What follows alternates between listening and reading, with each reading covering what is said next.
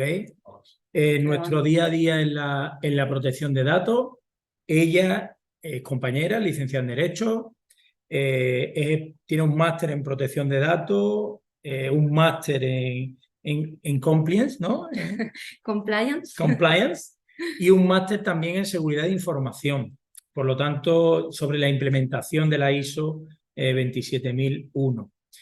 Bueno, evidentemente yo la conozco a María, sé que seguramente nos vamos a entretener hoy mucho con esta jornada, y yo lo que voy a hacer es directamente pasar con ella para que iniciemos la sesión. Buenas tardes y bienvenida. Muy buenas tardes, Gustavo. Muchísimas gracias por estas cariñosas palabras que me has dado para hacer esta presentación. Muchísimas gracias a todos los que estáis aquí hoy para escucharnos tan temprano y hablar sobre esta materia tan densa, ¿no? Y tan pesada muchas veces que se hace la protección de datos. Bueno, vamos a ver, hoy estoy aquí realmente porque me gustaría, todos podemos coger la ley, el reglamento, leer todo lo que hay de protección de datos, ¿vale? Pero lo que yo quiero es transmitiros la importancia que tiene cumplir correctamente con la ley de protección de datos. Cada vez más vemos noticias, conocemos de algún despacho de algún amigo que ha sufrido una consecuencia por no llevar a cabo los protocolos adecuados para realizar los tratamientos, o incluso conocidos que están sufriendo ciberataques últimamente, que son bastantes.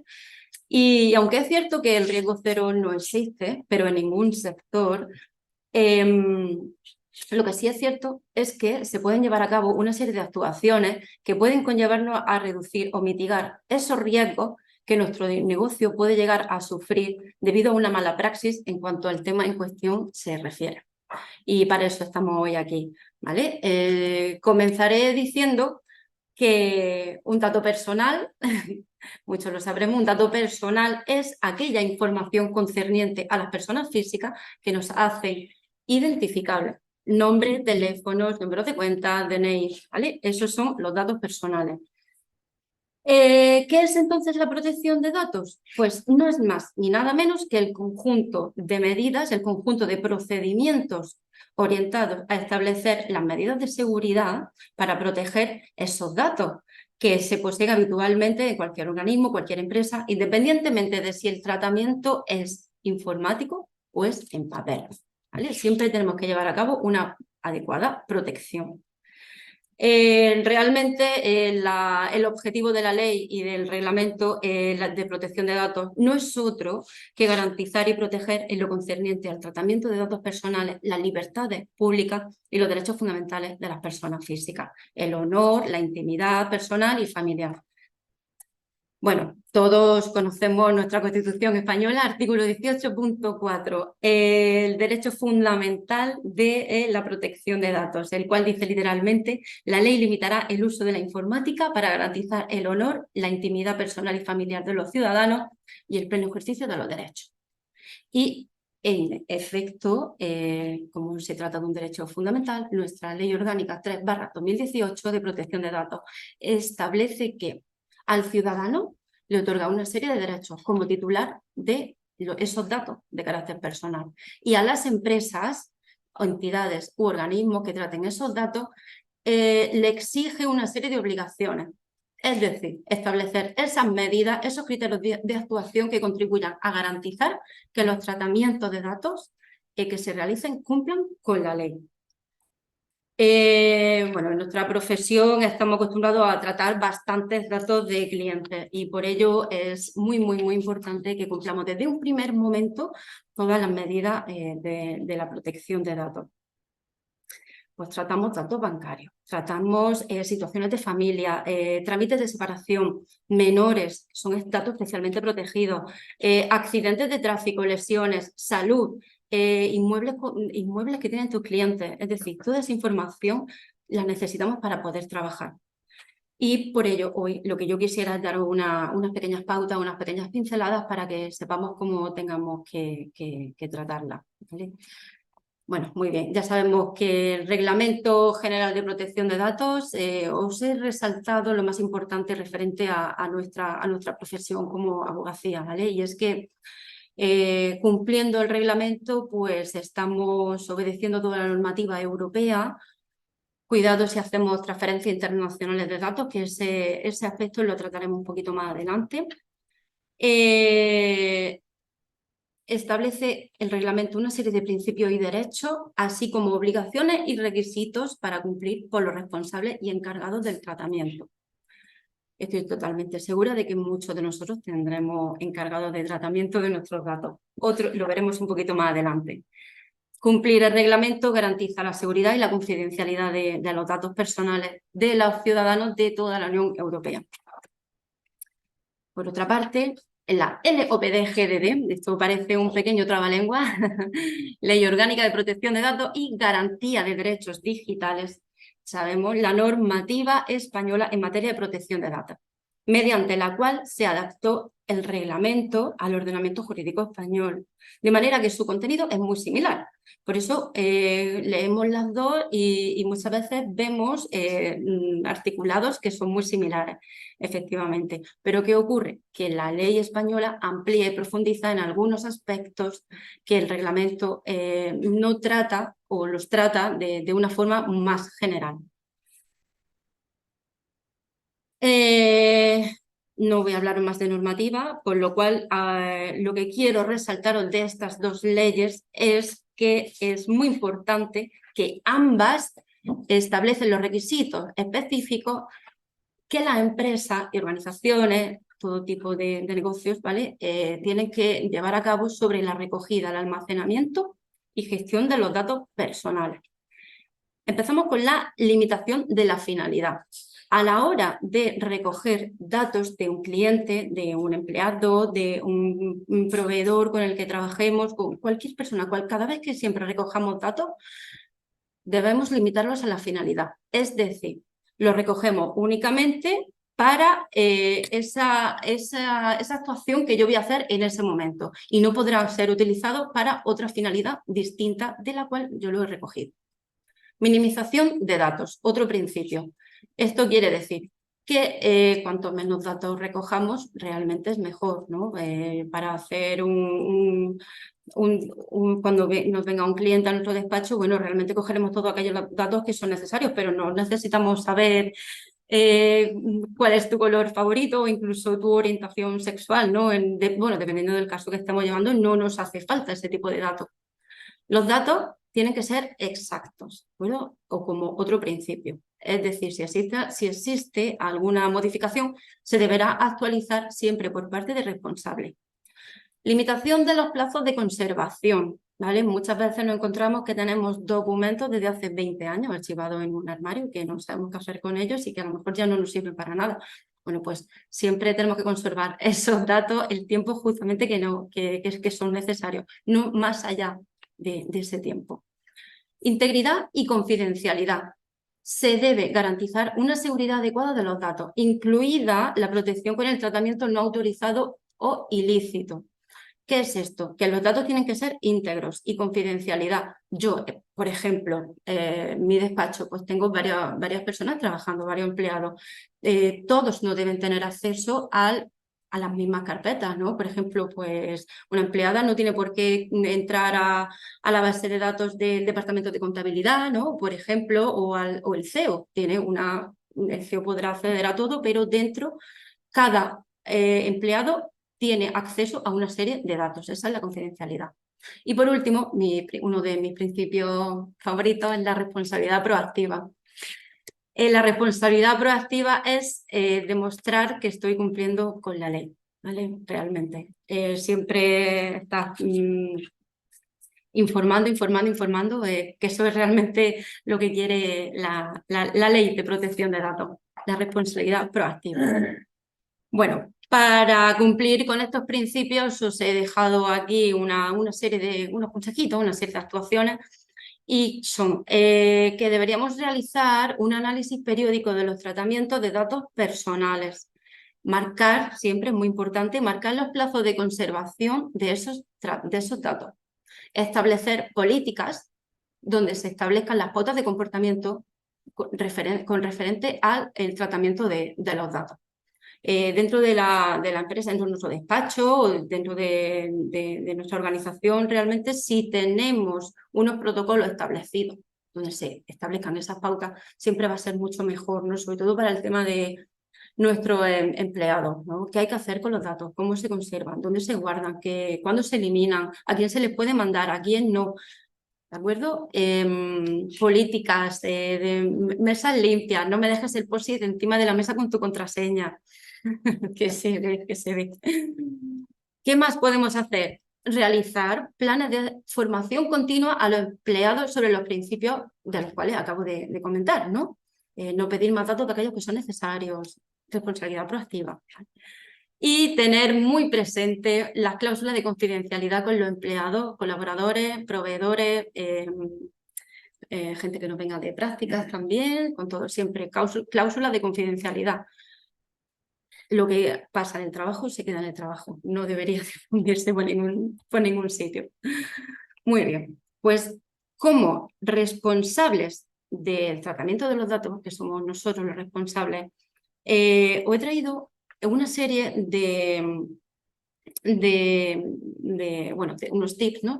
Que son los que siempre, ¿vale? Siempre referido, o sea, esto en relación con el principio de la responsabilidad proactiva, ¿vale? ¿Qué tenemos que informar? Siempre informar, informar. ¿De qué? De la identidad y de los datos del responsable. Yo, María Llanas, soy la responsable del tratamiento de tus datos y si puedo le doy mi teléfono, le doy mi dirección de email, ¿vale? Siempre los datos del responsable. Datos del contacto del delegado de protección de datos en el caso de que estuviéramos obligados a tenerlo. ¿Por qué? Pues porque para realizar cualquier ejercicio de derecho o cualquier conflicto relacionado con la protección de datos, siempre si tenemos un delegado nombrado, evidentemente se va a hacer cargo el delegado. E informamos también de la finalidad y de la base jurídica del tratamiento, la legitimación para recabar esos datos, los destinatarios y los datos, y en su caso si se ceden datos a terceros. Normalmente, lo habréis visto muchas veces, no se ceden datos a terceros salvo prescripciones legales. O sea, entonces, claro, se puede poner de esa manera, pero siempre hay que señalarlo, ¿vale? Y si existen o no transferencias internacionales de datos o decisiones de adecuaciones con la Comisión. En el caso de que se hagan transferencias internacionales hay que realizar una decisión de adecuación para poder realizar esa transferencia a países de fuera de la Unión Europea. ¿Qué consejos doy? Pues que informéis de esto en los emails, en los contratos que realicéis, en las cláusulas de confidencialidad, ¿vale? Siempre acordaros de informar de esto. También del plazo de conservación de los datos, la posibilidad de que el interesado pueda ejercitar su derecho ante la autoridad de control o ante el delegado de protección de datos, a retirar el consentimiento, que el consentimiento es revocable siempre, siempre se puede retirar, ¿vale? Tiene que ser explícito, pero siempre se puede retirar. Y por último, si existen decisiones automatizadas de creación de perfiles. Muy bien, pues hablando del consentimiento, que es una parte bastante importante, el consentimiento se utiliza sobre todo porque es un aspecto tan delicado. No pasa nada, Gustavo. El consentimiento, cuando hay difusión de imágenes, cuando se va a enviar una newsletter, cuando se va a enviar información comercial, ¿vale? Si tenéis una página web o incluso en un formulario por escrito y queréis enviarle publicidad sobre promociones, ofertas, no sé qué tipo de promociones podéis llegar a tener, cualquier asunto, incluso una publicación de una imagen, siempre tiene que estar explícitamente el consentimiento, ¿vale? Señalado con su check. Y si el interesado en algún momento quisiera revocar esa aceptación que dio en su momento, puede hacerlo. Para las páginas web os recomendaría que utilizarais el doble opt-in, ¿vale? Que es el check que le das primero en la página, luego te mandan un correo electrónico, vuelves a darle otra vez el check, como que aceptas y bueno, ya recibes la información. Eso sería lo adecuado, ¿vale? El consentimiento ya tiene que ser demostrable y real, ¿vale? Separado y con un lenguaje claro y sencillo. Tenemos en cuenta que siempre nos dirigimos hacia un cliente que no suele ser jurista, ¿no? Entonces tenemos que redactarlo de una manera que quede clara y sencilla para que sepa lo que está firmando, que sepa lo que está haciendo. Si le hablamos con un lenguaje muy complicado, realmente no puede haber confusiones, ¿no?, entre lo que está leyendo. Y por último, vuelvo a decir que es revocable en cualquier momento porque es muy, muy importante. A ver, ahora no me pasa, Gustavo, la diapositiva. Ahora, muy ligado al consentimiento, tenemos la legitimación. Es la legitimación, todos sabemos lo que es la legitimación, ¿vale? Pero es el motivo por el cual la ley nos permite recabar los datos. Es decir, las causas de legitimación las encontramos en la ley. Todos lo podemos encontrar, pero yo hoy os la he traído aquí para recordarlos y que las tengamos de una manera presente. Las causas de legitimación son ejecución de un contrato. Con los clientes se puede llevar a cabo. Obligación legal, protección de intereses vitales y cumplimiento de un interés público. No hay más causa de legitimación. Entonces, cuando nosotros hagamos uso de esa responsabilidad proactiva, del derecho de informar, ¿vale? Siempre estamos informando, apuntamos la legitimación y no nos olvidemos de redactar la causa, ¿vale? El plazo de conservación de los datos, muy importante también. Todo es importante. A mí por lo menos me parece, sí, hay un montón de sanciones por cualquiera de estos principios que no se llegue a cumplir, encontramos sanciones y bueno, cada vez más. Por eso os las he mostrado todas y ahora quiero especificar más en todas ellas porque, bueno, haciendo las cosas bien desde un principio se puede evitar muchísimo, ¿no? Muy bien, pues los plazos, ¿vale? Siempre hay que informar sobre el plazo de conservación de esos datos, ¿vale? ¿Por qué? Porque no podemos mantener la documentación guardada durante 30 años en un despacho, ¿de acuerdo? Esto es como la sanción que le vino os lo voy a poner aquí a modo de ejemplo. No recuerdo muy bien el banco que fue, si lo recuerdo no lo voy a decir ahora mismo. Un cliente del banco se fue y a los 10 años volvió. Y cuando se dio de alta, efectivamente tenían todos sus datos guardados. No sé si conocéis este caso, pero le cayó una muy buena sanción al banco. Por temas fiscales, pues tienen obligación los bancos de guardar sus datos durante un tiempo determinado, pero una vez ha finalizado ese plazo legal, ya tienen que eliminar toda esta documentación. No pueden seguir guardando datos. Y ha habido sanción muy, muy gorda en ese asunto. Vale, por último no. Os traigo aquí también cuáles son los ejercicios de los derechos de los interesados. ¿Qué puede hacer? ¿Qué ejercicios son los que puede ejercer un interesado? Información, ¿vale? Acceso, transparencia, oponerse al tratamiento de sus datos, supresión, olvido, portabilidad de los datos o limitación del tratamiento. ¿Qué es importante en este caso?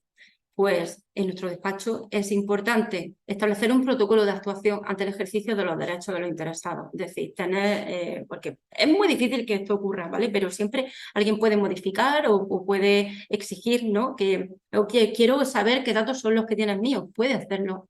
Y tener un protocolo establecido para la persona responsable que se va a ocupar de llevar a cabo todas esas gestiones en el caso de que no tuviéramos designado un delegado de protección de datos, ¿vale? Siempre tener ese protocolo ayuda bastante en nuestra política de privacidad, ¿no?, que veremos un poquito más adelante. Es importante reflejar cómo se ejercita ese derecho. Dónde tiene que mandar ese email, con qué concepto y qué tiene que enviarnos para poder realizar ese ejercicio de ese derecho. Cuidado con la presentación de las fotocopias de los DNI, no se permite en ciertos aspectos, ¿vale? Demostrar que realmente es la persona interesada quien realmente ejercita ese derecho, es decir, demostrando que soy yo, ¿vale? Sería más que suficiente, o sea, que andaros con cuidado con el DNI. ¿Por qué os cuento esto?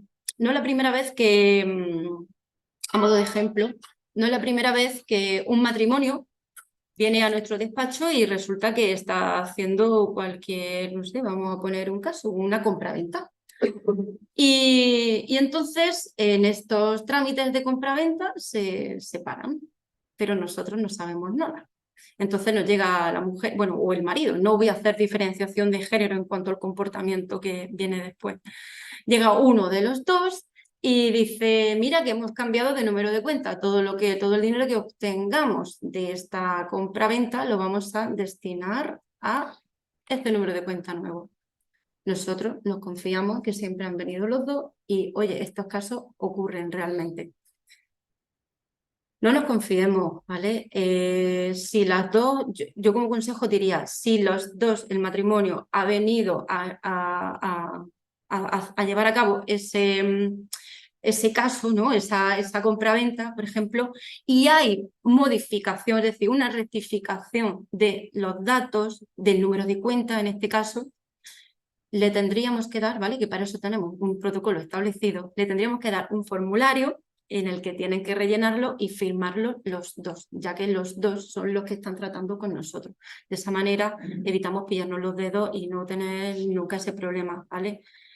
Ha ocurrido muchas veces, o el caso de, por ejemplo, de los colegios también, ¿no? Madres y padres que se separan, recogen a los niños, no hay justificante firmado por los dos y yo ahí por eso diría que establezcáis un protocolo y cuando alguien os quiera realizar un ejercicio de derechos que lo tengáis bien definido y bien marcado y que demuestren que realmente son esas personas las que quieren modificar o acceder, ¿vale? a los derechos.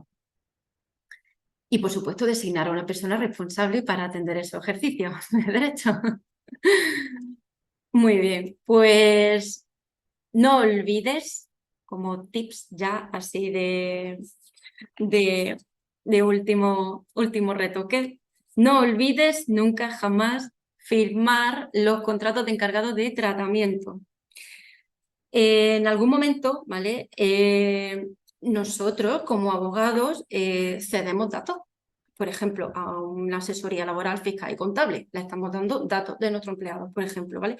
Será necesario que esos terceros con los que firmamos este contrato de encargados de tratamiento se aseguren también que cumplen con las normativas de protección de datos. En este contrato es muy importante especificar los datos que se van a ceder, la finalidad del tratamiento, las medidas de seguridad que se van a adoptar, ¿vale? Para llevar a cabo el tratamiento de esos datos y el plazo de conservación en cuanto al encargado, ¿no? El plazo de conservación que tiene el encargado para poder conservar esos datos. En ningún caso, el encargado del tratamiento podrá usar los datos cedidos por el abogado para un fin diferente que el acordado. ¿Vale? A lo mejor te quiere aportar alguna idea, bueno, que te aporte, pero siempre las instrucciones las da el responsable, que somos nosotros. Confidencialidad de los trabajadores, ¿vale? Firmamos las cláusulas de confidencialidad. Realmente la confidencialidad de los trabajadores también viene establecida de manera muy básica en el Estatuto de los Trabajadores, ¿vale? Pero bueno, a mí me gusta que también en un documento aparte ellos firmen su cláusula de confidencialidad. ¿Por qué? Porque, bueno, todos no se pueden leer el estatuto o todos no lo saben, entonces parece que cuando le das una hoja sencilla con todas las obligaciones, ¿no? Con todos los modos de actuación que tiene que hacer, es como que lo lee, lo ve de otra forma, ¿no? Lo he firmado expresamente en esta hoja de confidencialidad. Bueno, yo lo recomiendo, ya podéis hacerlo como mejor os parezca, pero sería recomendable, sobre todo para cumplir, ¿no? en esta materia tan delicada que es la protección de datos. Sí, ahí yo le daría las pautas de qué tiene que hacer y qué no tiene que hacer. la protección, con los datos de todos nuestros clientes. Con colaboradores también, con proveedores también, ¿de acuerdo? Debemos tener en cuenta que los datos que tratamos en nuestros despachos pueden ser muy sensibles y que para cumplir debidamente con la ley y con el reglamento es fundamental mantener una debida confidencialidad. En estos casos, sobre todo, deben ser conscientes de la cantidad de datos que se están tratando. Deberían conocer también los protocolos de actuación, el archivo de la documentación, conocer las políticas de comportamiento.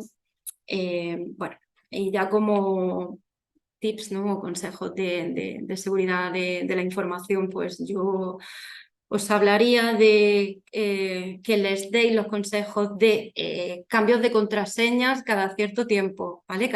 Pues no sé, cada 6 meses, 1 año aproximadamente. Contraseñas seguras, no poner ni fecha de cumpleaños. Que tengamos un salvapantallas puesto. ¿Por qué? Porque es muy fácil que nos levantemos de nuestro puesto de trabajo y en un momento quizás estemos atendiendo a este cliente. Y aquí os voy a contar un caso, un ejemplo también. Fui a un negocio, que no voy a decir cuál, por protección de datos, pero resulta que estaban en plena campaña de documentos y demás, y cuando yo llegué para hacerle la auditoría de protección de datos, me encuentro muchos documentos encima de la mesa. Puedes tener documentos encima de la mesa, por supuesto, pero yo estaba sentada justamente delante y podía leer todo. Afortunadamente, yo no conozco a fulanito que se acaba de comprar un coche. Tampoco conozco a menganito que acaba de recibir una herencia enorme. Y tampoco conozco al tío al vecino que resulta que tiene una deuda inmensamente grande. Si yo fuera vecina de ese lugar, evidentemente hubiera podido leer todos los cotilleos que en ese momento ocurre. Sé que la prisa muchas veces suele jugar en nuestra contra y soy consciente también de que tenemos mucho trabajo, ¿vale? Y tenemos mucho papel. Entonces, intentemos que cuando llegue un cliente, pues le damos la vuelta o intentamos ponerlo en un folio en blanco encima o incluso tener un mueblecito aquí detrás y cuando llegue un cliente hacemos así y lo dejamos, ¿vale? Eso sería recomendable. Entonces, para los nuevos empleados, ¿vale?, que sigo todavía aquí con los trabajadores, para los nuevos empleados, pues darle unos pequeños consejillos de este tipo que no vendría muchas veces nada mal.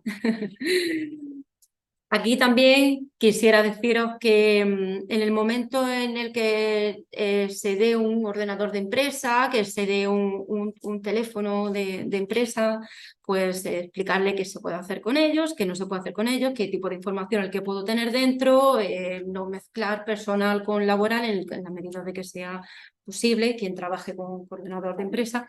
Y para vosotros, que sois los que hacéis ese préstamo, pues haced un registro de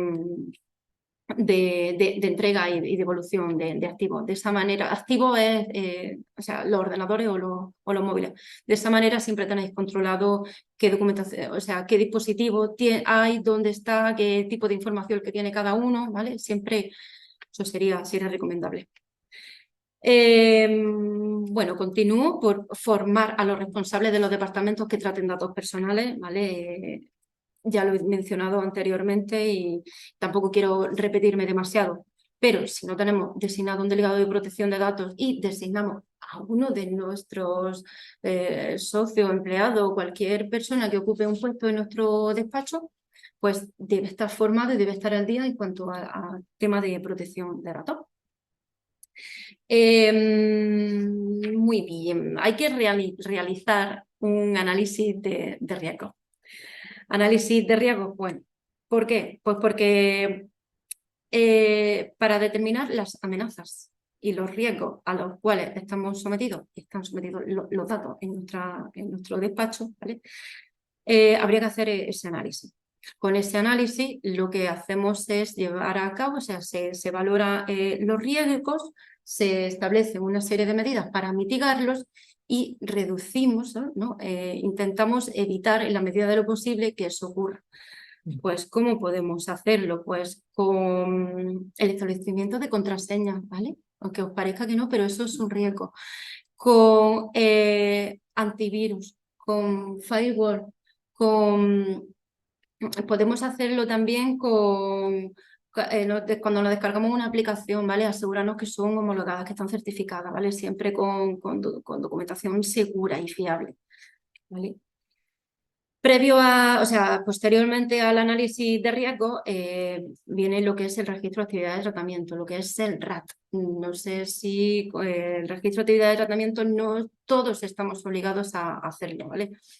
Esto es un documento en el cual se recogen todos los tratamientos, todos los tratamientos de datos personales que se lleven a cabo en el despacho.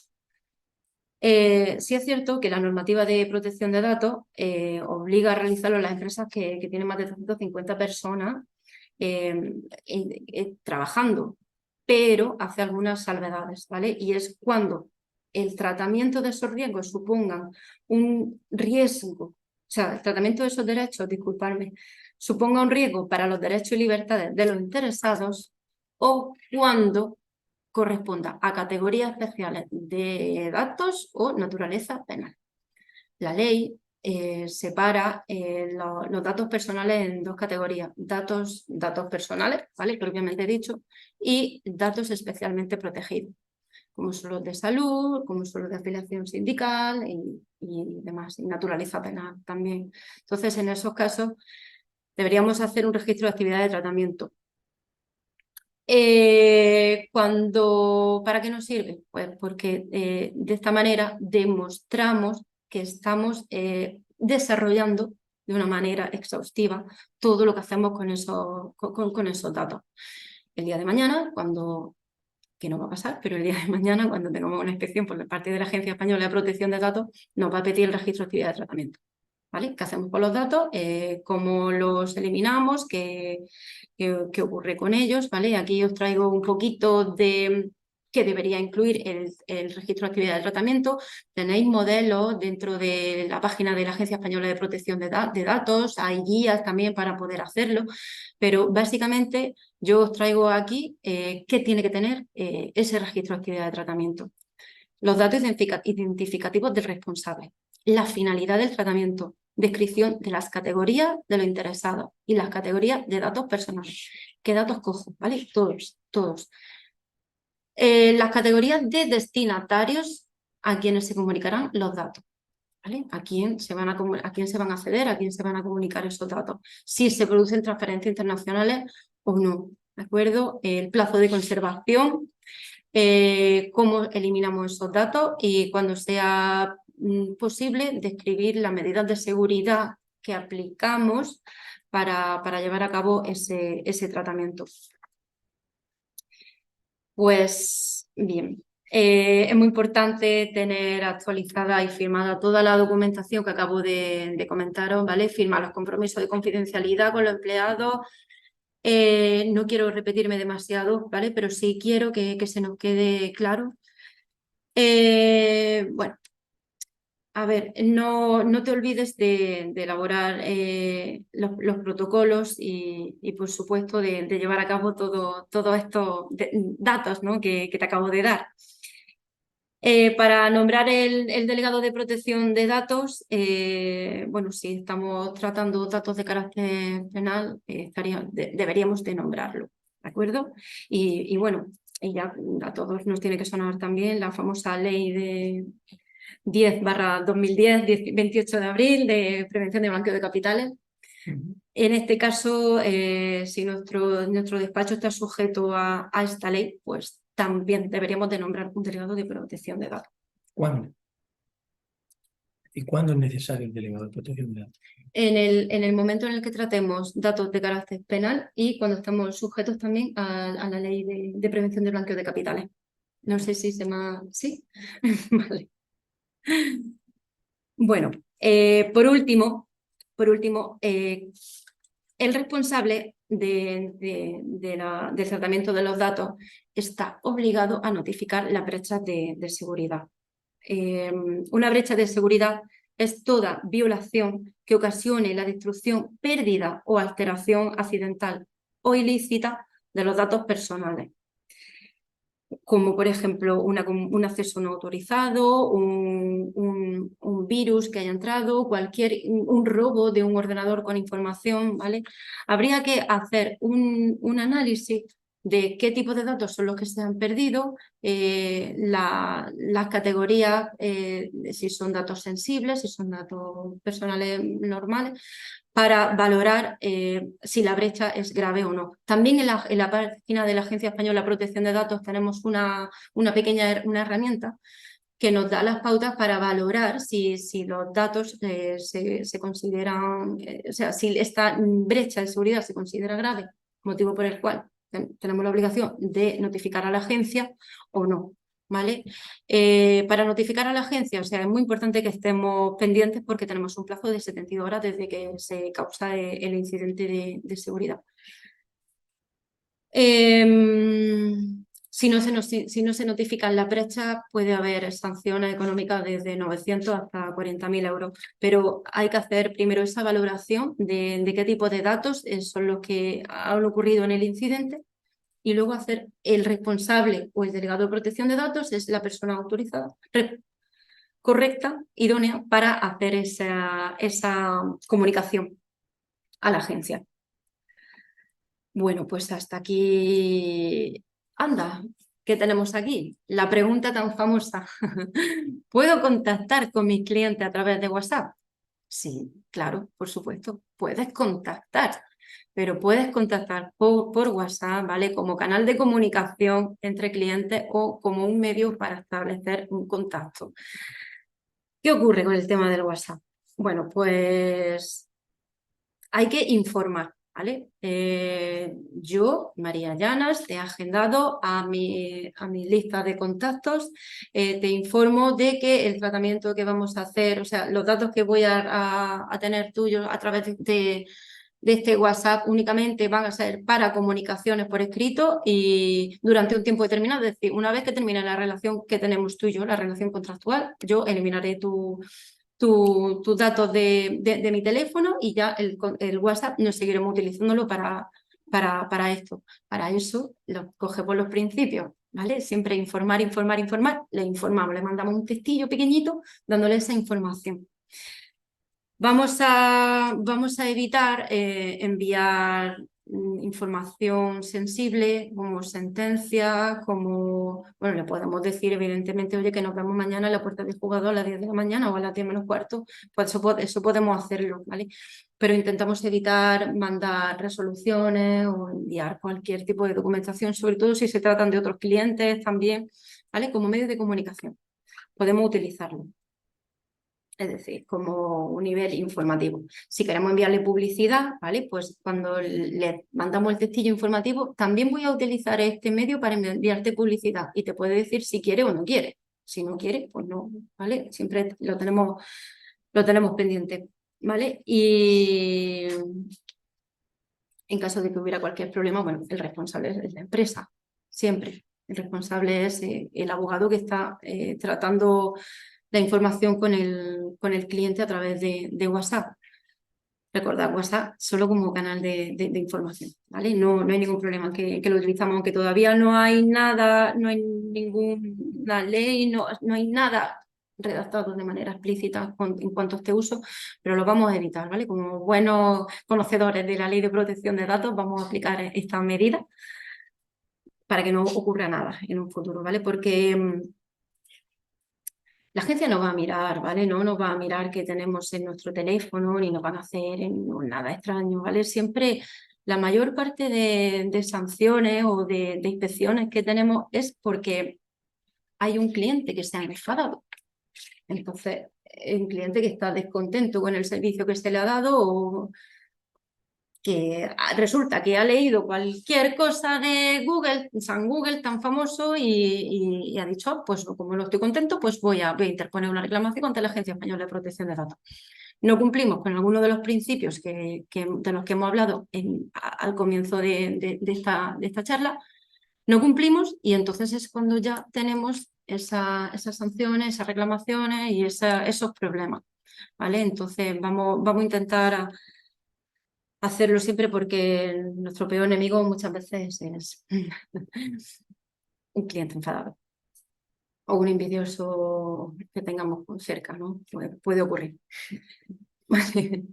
Otro aspecto que quería traeros, ¿vale? Muchos de nosotros tenemos una página web y yo soy muy fan de las páginas web, no de hacer las páginas web, sino de revisar las páginas web. Hace poquito, antes del verano, en julio, se modificó la ley de las cookies, ¿vale? Salió una resolución por parte de la agencia de las cookies. Yo no veo cookies todavía en condiciones. Yo entro en páginas web y veo todavía que las cookies no me dejan. Me da nada más que la opción de aceptar, ¿vale? No me da la opción de rechazar ni me da la opción de modificar. Siempre con las cookies tiene que estar esas tres opciones. ¿Qué tiene que tener la página web? Un aviso legal, una política de privacidad y una política de cookies. Si nos dedicamos al negocio, al comercio a través de la página web, otro documento más donde se establezcan las condiciones generales de la contratación. Que no tenemos de venta online, pues no hace falta tener eso, pero siempre con página web avisamos, ¿vale? Aquí os he traído que tiene el aviso legal, que tiene la política de privacidad y que tiene que tener la política de cookies, ¿vale? Bueno, pues el aviso legal, pues nombre, razón social, NIF, dirección, que no nos olvidemos, ¿vale? Email, número de inscripción en el registro o número de colegiado en el caso de ser autónomo. Podemos hablar de los derechos de propiedad intelectual e industrial y en su caso, si estamos adheridos a un código de conducta, pues también se puede reflejar. La política de privacidad. Muchas veces confundimos todos documentos, ¿vale? Pero la política de privacidad hace alusión a lo que es todo el tema de protección de datos y el aviso legal es todo a referente general legal completo. ¿Qué tenemos que decir en la política de privacidad? Pues hablar de quién es el responsable de tratamiento. Parece que se repite. Sí, efectivamente, este aspecto se repite. Pero hablar siempre de responsable de tratamiento, la finalidad, legitimación, cómo se gestionan los datos, el tiempo de conservación, y ya lo he dicho muchísimas veces hoy, que utilizamos cookies y cuáles son esa vía, esos medios para ejercitar los derechos por parte de los interesados. El mail, dónde tienen que dirigirse, cómo tienen que hacerlo, ¿vale? Y bueno, la política de cookies. Que hablar de la finalidad de las cookies, quién son los titulares, la conservación, tipos, cómo eliminarlas de nuestro ordenador y sobre todo aceptar, rechazar o modificar, ¿vale? Eso siempre tiene que estar muy presente. Y ya para concluir, ¿vale? Para concluir, a modo de resumen de todo lo que he dicho, ¿qué tenemos que hacer? Aplicar medidas técnicas y organizativas apropiadas para garantizar la seguridad adecuada al riesgo. Definir las funciones de quienes pueden acceder a qué tipo de datos. Cumplir con los principios establecidos en el reglamento. Recordad, informar, informar, informar. Siempre, siempre hay que estar informando.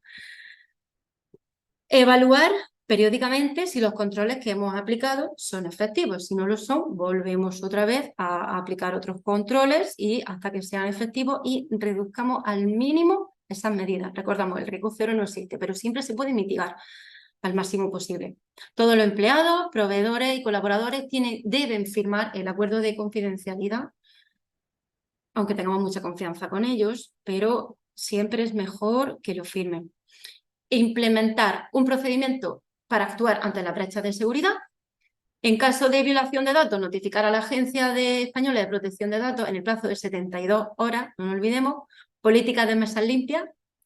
Cambio de contraseña, eliminación y destrucción de la documentación en su momento adecuado y tener antivirus homologados, actualizados y realizar las copias de seguridad. Conservarlas siempre en lugares seguros, los que solamente tengan acceso limitado a ella y yo seguiría dando consejos, pero por lo pronto todo lo que hemos hablado, ¿vale? Se resume en estas pautas. Pero voy a continuar. Muchos tenemos cámaras de videovigilancia. 1599, sí. Sí, efectivamente, Gustavo. Yo todavía sigo viendo estos carteles de videovigilancia. El lunes pasado vi este cartel de videovigilancia y bueno, la verdad es que tira para atrás. ¿Qué tiene que tener un cartel de videovigilancia? igualmente. No hace falta decir que en base al artículo de la ley, no, porque quien lo va a leer es un público que no está familiarizado como nosotros en el derecho realmente. O sea, a nosotros nos interesa que cualquier persona que lea cualquier tipo de documentación nuestra se entere. Entonces, ¿quién es el responsable? ¿Cuál es la finalidad? La legitimación por la cual yo recabo tu imagen, ¿vale? Los destinatarios. La duración de esa imagen normalmente suele ser 30 días, normalmente como plazo máximo, salvo algunas salvedades, ¿vale? Y cuáles son los derechos que tienes, o sea, los derechos que puedes ejercitar para esta grabación de imágenes. Relacionado con el año 1999, ¿vale? Porque me parece muy importante que se nos quede grabado. En el año 1999 utilizábamos este tipo de dispositivos. Los Wallman, este Nokia, las televisiones así de grandes, el disco de los sobrados. Las pesetas, señores, nos acordamos de las pesetas. Aquello fue en el año 1999, el 1 de enero del año 2000 fue cuando comenzamos a utilizar el euro. Y todavía, el año 2002, correcto. Y todavía yo sigo viendo cláusulas de confidencialidad, contratos, sigo viendo email con cláusulas haciendo alusión al año 1999, sigo viendo carteles de videovigilancia con ese año y bueno, yo creo que ya es hora de que cambiamos. Fuera de bromas, no quiero hablaros de sanciones, ¿vale? Porque todos sabemos que se encuentran regulados en el título 9 de la Ley Orgánica de Protección de Datos, en el artículo 84 del reglamento, y si no las cumplimos las obligaciones establecidas en la ley, pues podemos estar sometidos a una serie de sanciones, ¿vale? Y son bastante graves. Pero no voy a hablar de esto porque todos podemos coger este articulado y realmente leerlo, además que ya hemos tenido conferencias sobre este sector, simplemente nombrarlo.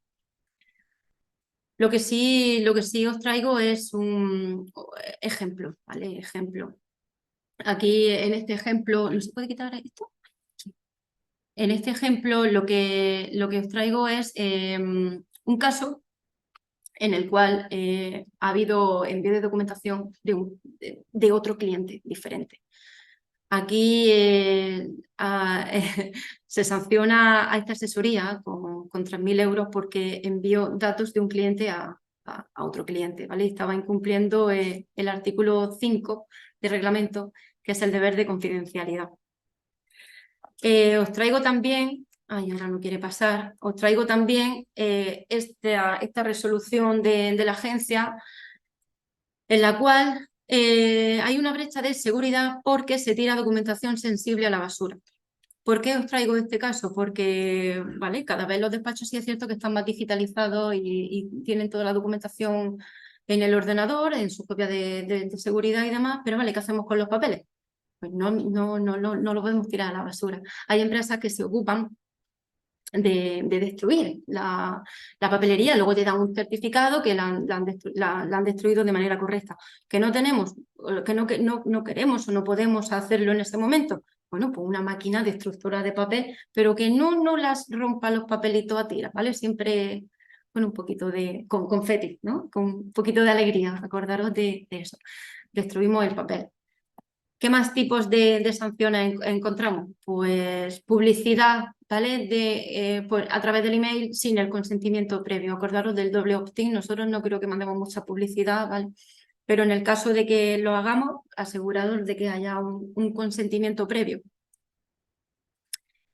Copia oculta de los emails. Esto es muy conocido también. Bueno, sabéis que cuando mandamos un email, arriba los destinatarios CCO es copia oculta, ¿vale? Si vamos a mandar un mail general a varios clientes porque son unas condiciones que queremos que sepan todos, por favor, aseguraros mucho de que en la lista de distribución estén ocultos. Aquí, en este caso, por ejemplo, en esta resolución de la agencia se sanciona con 2.400 euros. No es muy grave realmente, porque al final se pusieron medios para evitarlo, pero bueno, los correos se llegaron y puede ser grave, ¿de acuerdo? Y por último, esta resolución del 13 de marzo del 2023. En este caso, esta abogada, ¿vale? He omitido todos los datos posibles. Se le imponen 2 sanciones de 2.000 euros, ¿vale? Por enviar sentencia a otra persona a través del servicio de mensajería de WhatsApp. Por eso os lo he querido traer, os he hecho referencia antes al uso del WhatsApp y ocurre. Realmente este tipo de casos ocurre. ¿Qué consecuencias sufrimos si no cumplimos adecuadamente con la protección de datos? Multas, pérdida de clientes, reputación, pérdida de la reputación, pagos de tasas. ¿De acuerdo? No se muere nadie, ¿no? No pasa nada. Bien. Bueno, yo no estaría tan segura, Gustavo. Para terminar, y ahora sí, ¿vale? 2 clientes de Ashley Madison se suicidan tras la publicación de sus datos. Esto ocurre y es real. Esto que os traigo, ¿vale? No es un asunto de abogacía, pero sí quería terminar con este. Es un documental, ¿vale? Y está basada en hechos reales. Me gustaría que lo anotarais y que lo vierais. Es gratuito, lo podemos ver a través de YouTube o a través de Amazon Prime, también está en inglés, pero también está subtitulado. Me gustaría que vierais la repercusión que realmente puede llegar a tener la publicación de datos, ¿no? Que 2 clientes de esta empresa se acaban suicidando. Bueno, esto es una empresa de citas, ¿no? Y pues, imaginaros la repercusión que puede llegar a tener para una persona que de repente se publican sus datos que está siendo infiel a su pareja, a su mujer, a su familia. El caso de Ashley Madison es un poco chocante y, bueno, si tenéis tiempo me gustaría que lo vierais. Por eso he querido traerlo y compartirlo con vosotros. Pues muy bien. Antes de continuar, ¿acepta la política de confesión de secreto? Si es que sí acepta y si no, pues sale. Muchísimas gracias. Yo ya he terminado. Me he excedido 5 minutos del tiempo Sí, y... pero bueno, está interesante. No te he dicho nada por eso. Listo. Muchísimas gracias. Me gustaría que si tuvierais alguna pregunta, pues Sí, estoy mira, aquí abierta. creo que por aquí nos hacen Muy bien. varias preguntas. Empezamos por la primera, que es Montserrat Medina, que dice: pero si en la página web tu formulario es para que te contacten solicitando tu servicio, ¿la base legal no sería actividad precontractual? Correcto. La legitimación sería la actividad precontractual.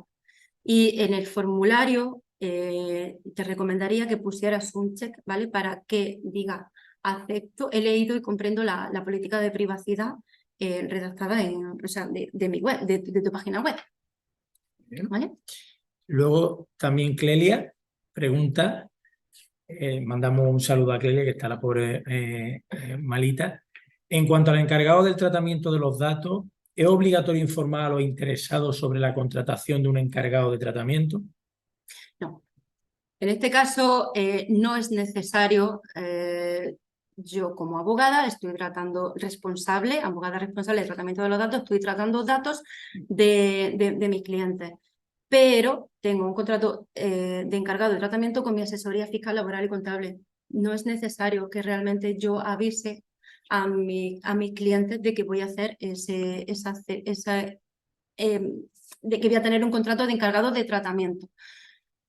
Sí lo haría realmente, o sea, la ley te dice que no, pero sí lo haría realmente para que haya una transparencia y que el cliente conozca que la asesoría tal va a llevar todos nuestros datos y que se van a estar tratando también por parte de ellos. En este caso, establecería las medidas, ¿vale? Y los protocolos, todo lo que debe de realizar el encargado de tratamiento de los datos con esos datos que yo le voy a ceder, ¿vale? No se debe salir de los protocolos que yo le doy. ¿Vale? Muy bien. Vuelve Montserrat Medina a preguntar: ¿y no hay alternativa segura a WhatsApp? Porque el contrato de encargado de tratamiento con Meta a mí no me convence. No, a mí tampoco. A mí tampoco, Montserrat. WhatsApp se supone que está encriptado, ¿no? Al 100%, ¿no? Últimamente. Yo trabajar con Meta tampoco, la verdad. Entonces, lo utilizaría únicamente con esa finalidad de información. No, no iría mucho más allá de compartir datos sensibles ni una información que nos fuera, nos vemos a tal hora o ha salido todo bien y un poco más. No, no utilizaría ese medio para hacerlo así. Otra aplicación, pues, ay, ¿cómo se llama esta? Será la... Ay, no. Sí. Telegram tiene unas medidas de seguridad más seguras que WhatsApp. Se me había ido, muchas gracias. Mira que la utilizo también, pero se me había ido de la cabeza. Muy bien, ¿no? ¿Tienes más preguntas? Sí. Sí, Creo que se pone en una situación para que la cual no pide una respuesta, sino una orientación de compras. Pero yo no soy abogado ni jurista ni estoy involucrado en temas de datos. Sí. Pero en el digamos que hablo en nombre como coordinador de una organización nacional de servicios de servicio pública, solidario, y naturalmente lo que tiene, lo que tiene por acciones, contribuciones. Entonces, en esa actividad realizamos periódicamente una reunión online en la cual participan, se trata de intercambiar las experiencias del servicio de todos los sector de ayuda. Y dentro del mundo de la habla española, España y América Latina. Hacemos una reunión periódica mensuales y así, en la cual pues a veces no participan necesariamente, pero a veces participan algún componente sobre algún tema relacionado con usted.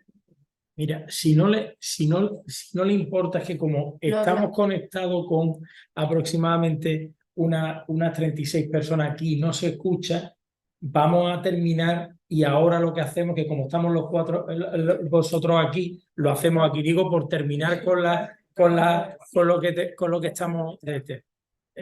por eso, cualquier pregunta, lo que hacemos es que si ya no hay ninguna pregunta, despedimos y sí... No, ya todas las preguntas, lo único que decíamos era que no está encriptado la transmisión en tu teléfono, pero no era una pregunta. Por tanto, siendo las 5 en punto, nos despedimos desde aquí. Gustavo, podríamos hablar de protección de datos, yo creo que horas realmente. Horas, por eso, pero como tenemos los datos y vemos que no hay ninguna pregunta, agradecer a los asistentes y, bueno, buenas tardes y sobre todo agradecer a María lo simple que hace un tema tan engorroso, ¿no? Como es la protección de datos. Muchísimas gracias, María, por tu intervención y bueno, y esperamos verte más veces. Muchas gracias. Muchísimas gracias, Gustavo. Gracias también a la delegación de Torros por haberme dado el privilegio de estar hoy aquí con todos vosotros y aquí me tenéis a vuestra disposición. Muchas gracias. Gracias.